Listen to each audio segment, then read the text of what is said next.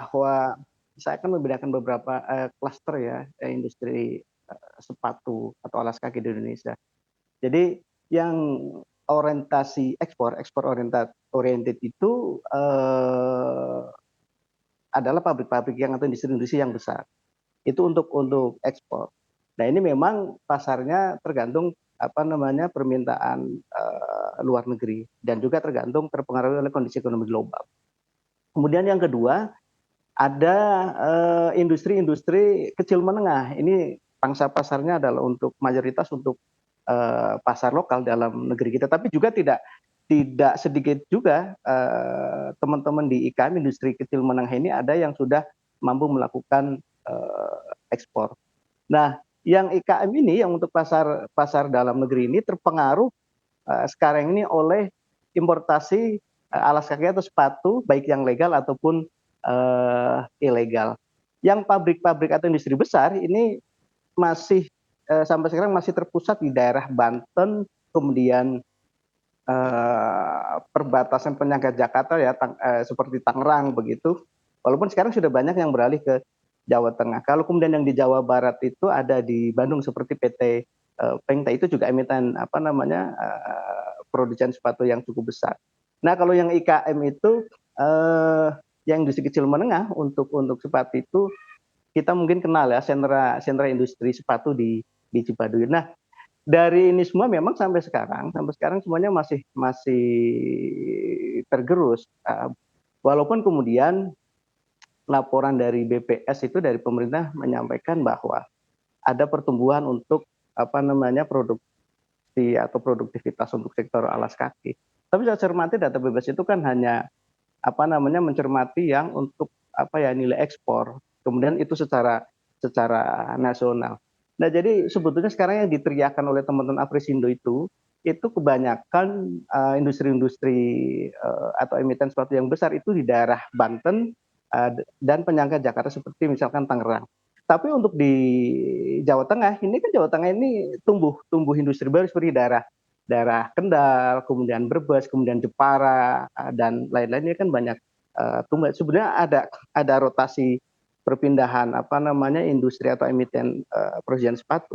Tapi memang yang tergerus besar itu daerah daerah Banten dengan, daerah Tangerang. Seperti, emiten yang besar yaitu seperti PT Nikomas di Kabupaten Serang ini sudah beberapa waktu lalu juga melakukan PHK ribuan karyawannya. Kemudian ada PT Cinglu juga ribuan di daerah Tangerang. Nah kemudian ini yang besar-besar ya, kemudian ada terakhir, bulan kemarin kita dengar juga dari PT Panarep. Jadi memang sampai sekarang belum belum apa namanya, belum terlalu baik sebetulnya, khususnya untuk daerah Banten, kemudian Tangerang dan, apa namanya, di Jawa Barat.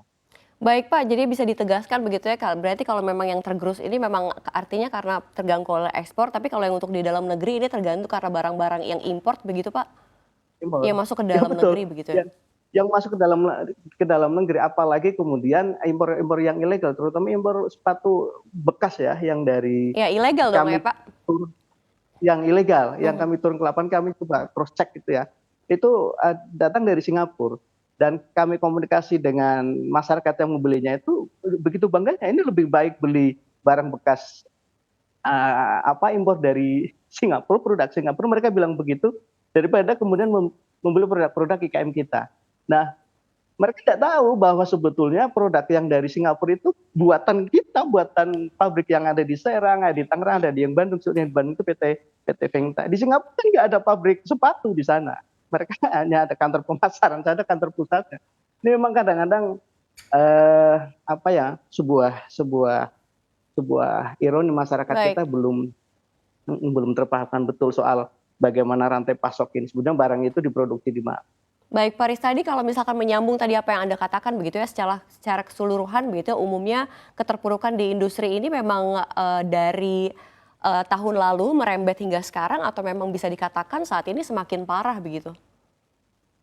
Sebetulnya kalau yang kami punya data itu yang paling parah itu di 2001, 2022. Ini berdasarkan database yang kami punya khususnya untuk anggota KSPN. Misalkan, di daerah Serang, kemudian juga Tangerang, banyak teman-teman kami ribuan yang kemudian, di-PHK, dirumahkan dan sampai sekarang juga Mhm. ada yang penyelesaian kompensasinya belum belum terselesaikan. Kalau sekarang lebih apa ya, lebih teratur, ada PHK itu tidak seperti tahun 2021, 2022.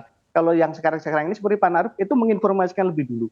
Ada planningnya begitu. Tapi kalau tahun 2021, tahun 2022 Mhm. itu hari ini masih produksi, tiba-tiba 1-2 hari besok kemudian pabrik tiba-tiba ada efisiensi besar-besaran, 50% jalan, 50% tidak, atau bahkan kemudian ada yang tiba-tiba tutup.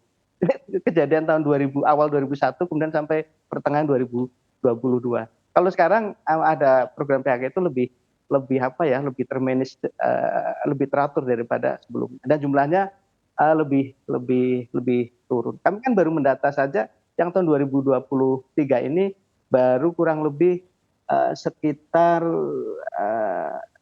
data yang masuk kami hanya bersekitar 3.200-an. Nah, kalau yang 2021 2022 yang di sektor sepatu itu kami mencatat ada anggota kami saja ini ya kurang lebih sekitar 10.152. Jadi sekarang sebenarnya trennya lebih lebih turun.